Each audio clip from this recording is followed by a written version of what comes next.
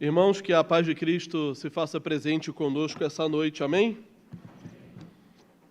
Bom, como todo bom dia 8 de março, que é comumente comemorado como Dia Internacional da Mulher, existe uma grande possibilidade de que hoje você tenha feito alguns adjetivos bonitos para sua esposa, né? De repente, você usou palavras bonitas para se referir a ela assim que vocês acordaram ao longo do dia. E caso você não tenha feito, aproveita agora que eu acabei de dar a dica, que dá tempo. Mas faz baixinho para a gente não ouvir. De repente você pode ter dito para ela que ela é o grande tesouro da sua vida, por exemplo.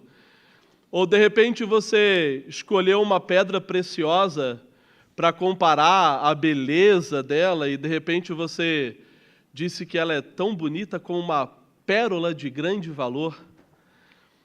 E hoje eu quero convidar vocês a descobrir, não que nossas esposas ou mulheres da nossa vida não sejam importantes, mas que a gente possa hoje, através da palavra de Deus, descobrir qual realmente é o nosso grande tesouro ou qual a nossa pérola de grande valor. E para isso eu vou pedir que você abra a tua Bíblia no Evangelho segundo Mateus, capítulo 13, e faremos a leitura do versículo 44 até o versículo 46.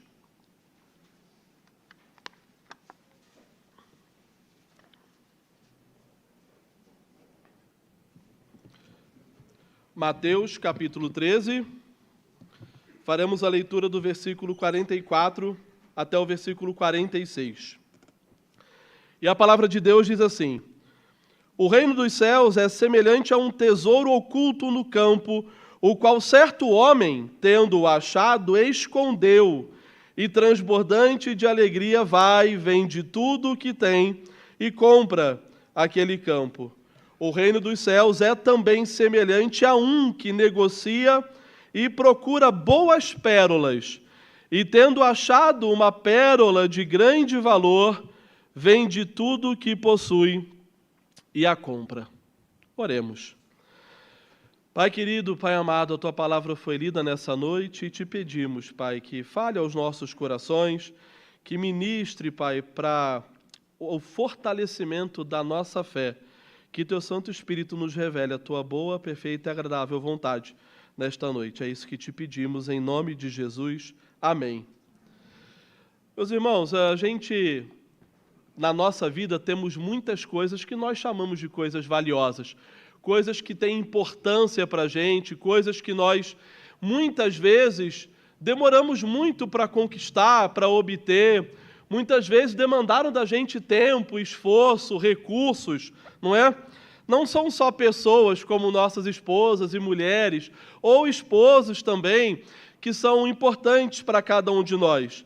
Às vezes a nossa formação, os jovens aí que estão na igreja e lutaram tanto para passar no vestibular e começar a faculdade, estão buscando o diploma, de repente a formação tem algo de muito valioso para você na tua vida.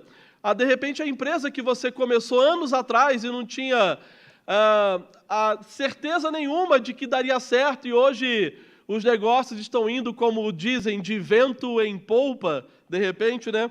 Teu trabalho, às vezes tua inteligência, para alguns de nós, os quais eu não me incluo, a beleza, de repente, a beleza é algo que te chama a atenção e você tem um valor muito grande, né? Nos seus atributos físicos. Outros dão muito valor aos amigos, à rede de contatos. De repente, muito daquilo que você conseguiu na sua vida se atribui às pessoas que você conhece e que sempre estão lá dispostas a te ajudar. Muitos de nós, às vezes, atribuímos grande valor ao tempo. E isso faz com que hoje a corrida da medicina estética nos faça buscar a imortalidade física, né? Todo mundo quer conhecer Jesus, mas ninguém quer ir para a glória, né? Rápido. Ou seja, a gente tenta adiar cada vez mais o nosso tempo aqui na Terra, né? Quanto mais tempo, melhor. algumas coisas elas têm valor em si mesmo. Por exemplo, não sei se vocês já chegaram a conhecer a regra dos 3 para a sobrevivência. Dizem que quando você se perde numa selva, por exemplo, você tem que ter preocupação com a regra dos 3. O que é a regra dos 3?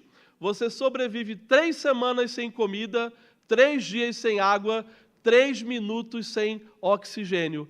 Ou seja, em condições de catástrofe ou condições fora do comum, o oxigênio, a água, o alimento são coisas em si muito importantes para a gente. Nós poderíamos dizer que são tesouros preciosos para a nossa vida, né? Mas aqui nessas 2 parábolas que nós lemos juntos, o nosso Senhor Jesus nos mostra qual deve ser o nosso verdadeiro tesouro e o que seria realmente uma pérola de grande valor. O contexto do capítulo 13 do Evangelho segundo Mateus é um contexto recheado de parábolas. E várias dessas parábolas falam exatamente sobre a mesma temática, que é o reino de Deus. Aliás, como curiosidade, porque, não sei você, mas eu sempre tive essa curiosidade, por que Jesus falava por parábolas?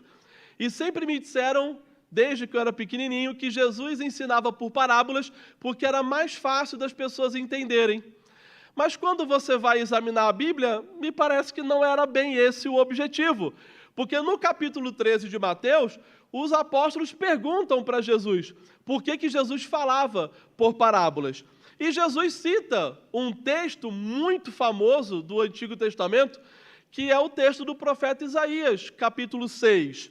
E no capítulo 6, no versículo 10, fica muito claro para a gente por que Jesus falava em parábolas, porque ao explicar para os apóstolos, ele usa esse versículo. E o versículo diz assim: para que não venha ele a ver com os olhos, a ouvir com os ouvidos e a entender com o coração, se converta e seja salvo. Ou seja, um dos objetivos do ensinamento através de parábolas era para que aqueles que eram chamados, nós cantamos isso hoje, né? E nós lemos sobre isso hoje na palavra de Deus, as ovelhas que ouvem a voz do bom pastor, para aqueles que foram chamados a entender, entendesse. E para que aqueles que não foram chamados a entender, não compreendesse o que estava sendo dito. Essa foi a explicação do nosso Senhor Jesus, do porquê ele falava em parábolas. E essas 2 parábolas que nós lemos são parábolas que também têm esse objetivo: chamar as ovelhas a ouvirem o bom pastor e aqueles que não foram chamados a ouvir que não compreendessem. Agora, uma coisa também fica muito clara para a gente no capítulo 13 de Mateus. Todas as parábolas apontam para uma única temática. E essa temática é: o reino de Deus chegou. E eu confesso para você que quando eu tive que escolher a parábola para pregar hoje, a minha escolha foi um tanto pessoal. Porque, especificamente, a primeira parábola que nós lemos, que é a parábola do tesouro perdido, conversa muito com o meu coração. E eu confesso para você que eu já chorei algumas vezes lendo essa parábola de um versículo. E é curioso isso, né? Porque é uma parábola de um versículo. O que é o tesouro dito nessa primeira parábola que nós lemos? São parábolas primas, a do tesouro e da pérola de grande valor, e a gente vai estudar um pouquinho elas separado e depois nós unificamos elas. Naquela época, não era comum você guardar dinheiro em banco. Banco, naquela época, isso até veio um pouco depois, era para a grande elite. Não era comum, como hoje em dia, você abrir uma conta no banco usando o aplicativo do celular.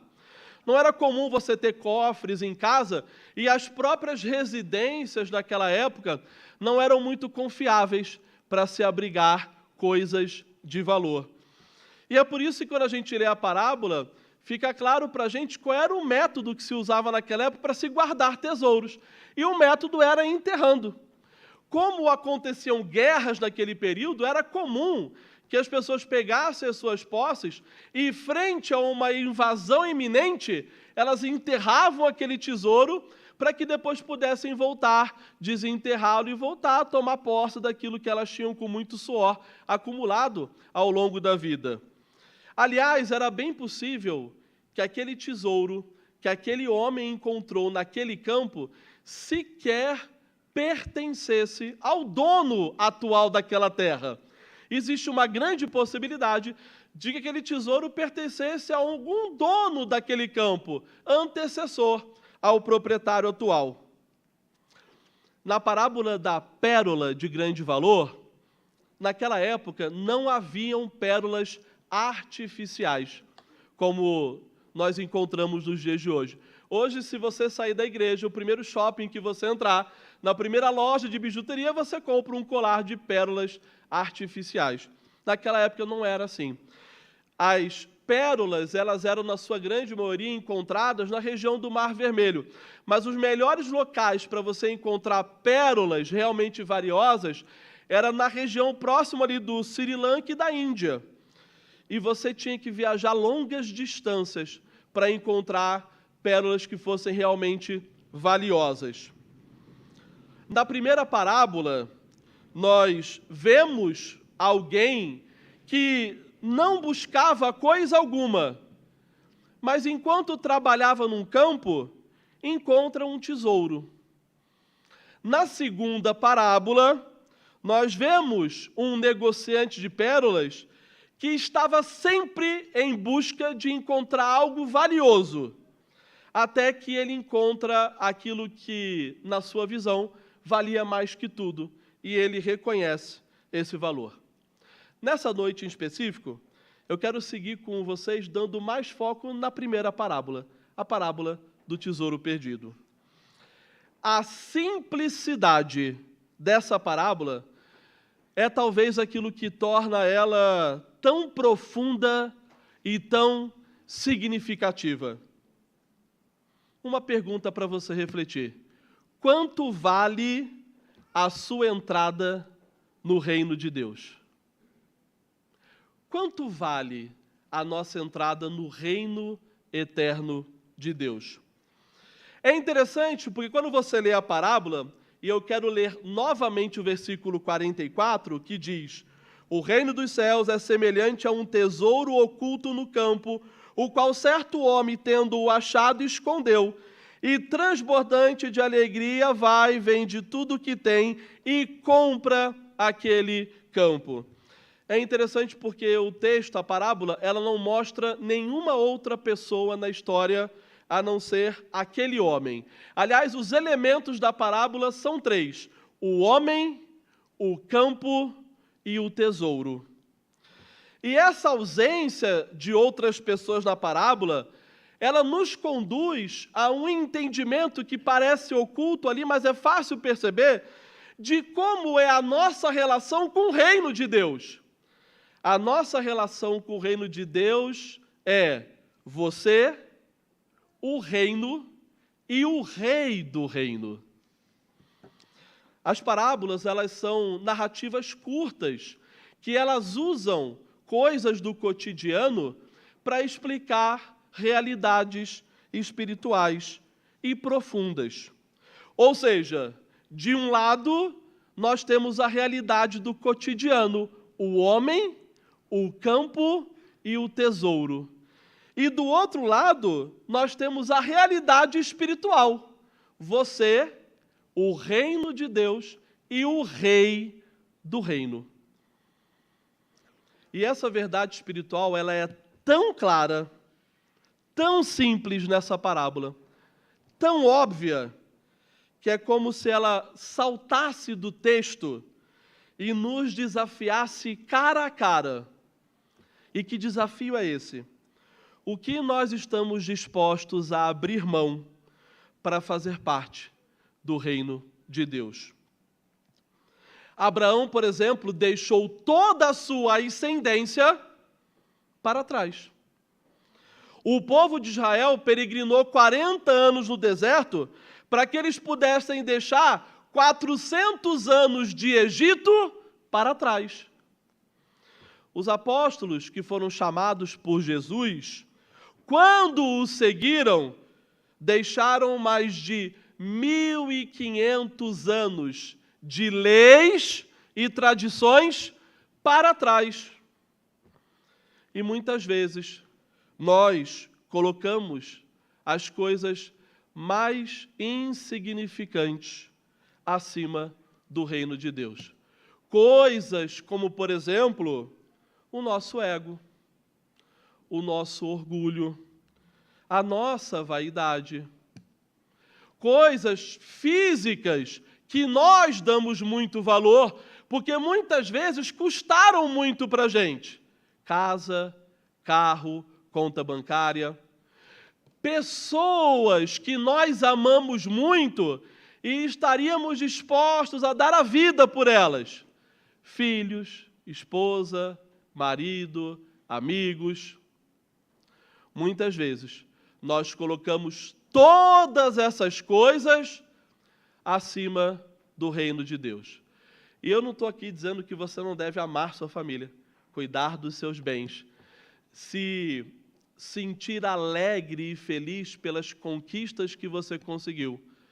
Mas o nosso Senhor disse que aquele que não estiver disposto a negar pai e mãe e segui-lo, não é digno do seu amor. E esse é um ponto importante para a gente. Até onde nós estamos dispostos a seguir e abrir mão para entrar no reino de Deus. Outro ponto importante dessa parábola é que o homem não guarda o tesouro novamente, esconde-o por egoísmo ou por avareza. Porque ele acha o tesouro e, num primeiro momento, você pode pensar, mas ele deveria ter comunicado ao dono da propriedade. Por que ele guarda novamente o tesouro? Na verdade, naquela época, quando você estuda um pouco mais sobre esse assunto, havia uma lei que, se você encontrasse algo na propriedade de alguém que você trabalhasse, aquilo poderia ser seu, contanto que você comprasse aquela propriedade. Então o homem, ele esconde aquele tesouro valioso porque ele percebe o valor do tesouro. Ele percebe que a única forma dele usufruir daquele tesouro, dele usar aquele tesouro, dele vivenciar aquele tesouro, é se ele guardasse e escondesse aquele tesouro, até que ele pudesse adquirir aquela propriedade. E é por isso que ele esconde aquele tesouro novamente. E lá no Salmo 119, a gente vai ver o salmista dizendo assim: escondi tua palavra em meu coração para não pecar contra ti. Mas se nós devemos usar a palavra, ler a palavra, pregar a palavra, e como a própria palavra de Deus diz, meditar nela dia e noite, por que o salmista diz que escondi a sua palavra no coração?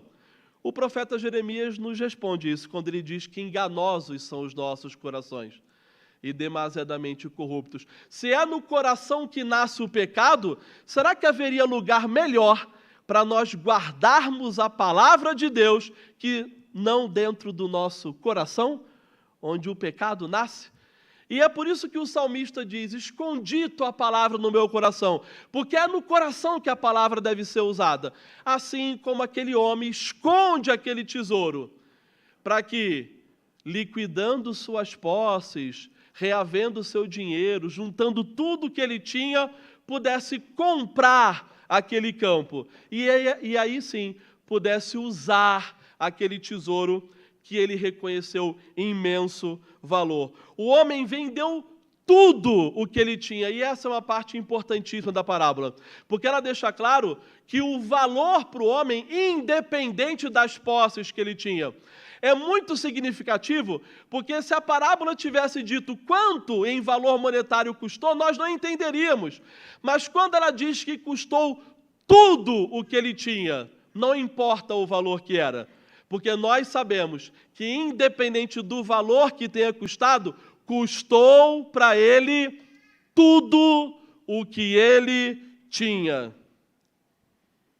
E não foi exatamente isso que o nosso Senhor Jesus fez por cada um de nós, quando se fez carne e habitou entre nós?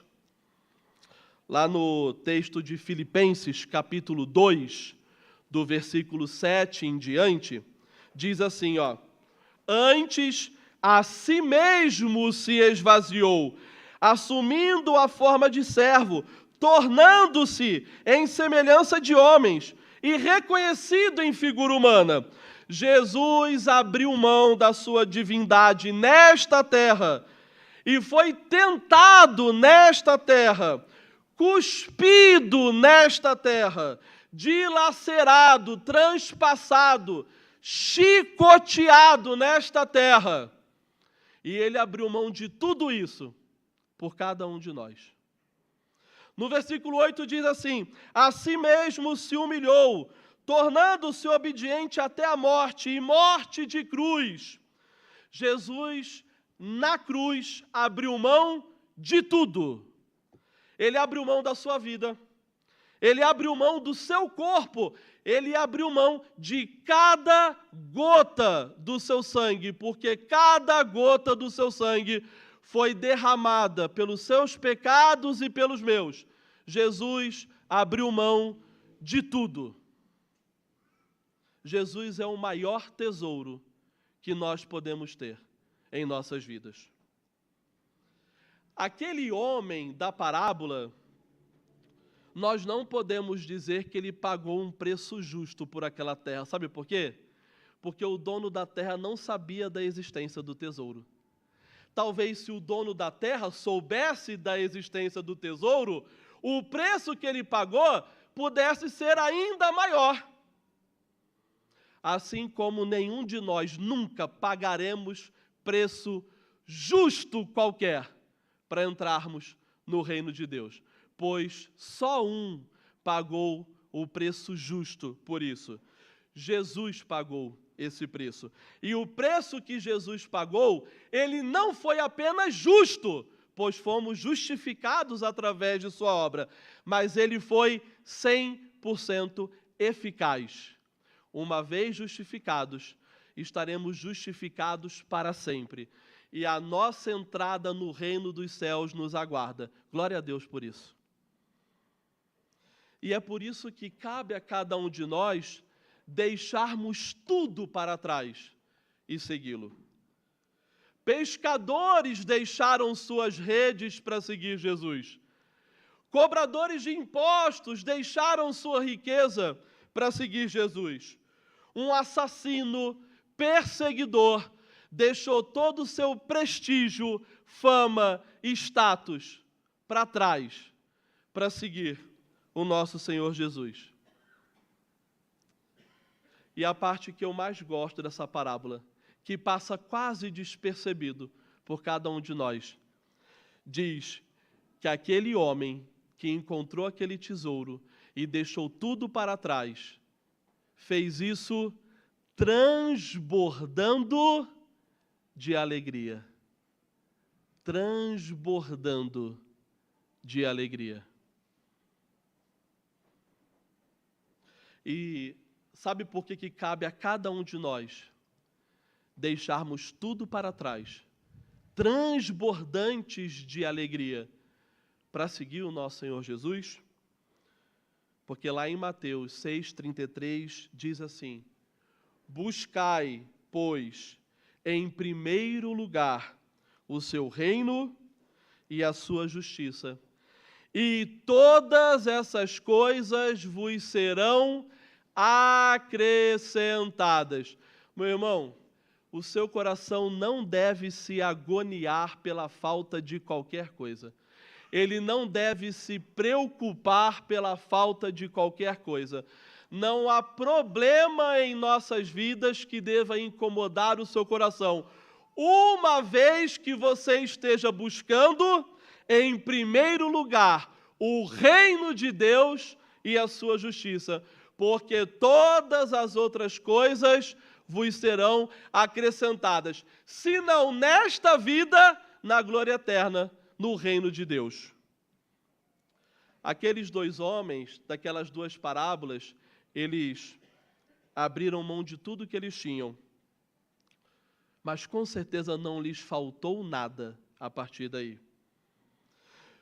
Buscar satisfação na vida, nesta vida, sem Jesus, Talvez uma ótima metáfora para você levar dessa noite é como você tentar matar a sua sede tomando água salgada. No final das contas, meu irmão, a sede só vai aumentar. Que você possa sair essa noite daqui buscando, em primeiro lugar, o reino de Deus e a sua justiça. Que você possa ter o coração disposto a deixar tudo para trás. E ao deixar tudo para trás, a obra que Jesus fez na cruz está lá, aguardando você. E estará por você, justificando a sua vida frente a Deus Pai, até a consumação dos séculos.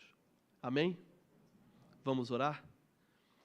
Pai querido e Pai amado, Senhor, nós te pedimos que nos ajude. Nos ajude, Pai, a deixarmos tudo para trás.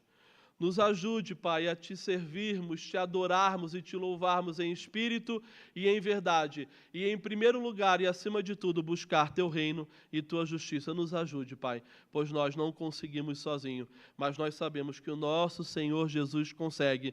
E através do Espírito Santo em nossas vidas, a obra que o nosso Senhor Jesus fez nos ajuda, nos direciona, nos salva, nos justifica, nos ajuda na santificação e nos glorificará na consumação dos séculos. Guarde a nossa fé e o nosso coração, Pai. É isso que te pedimos. Em nome de Jesus. Amém.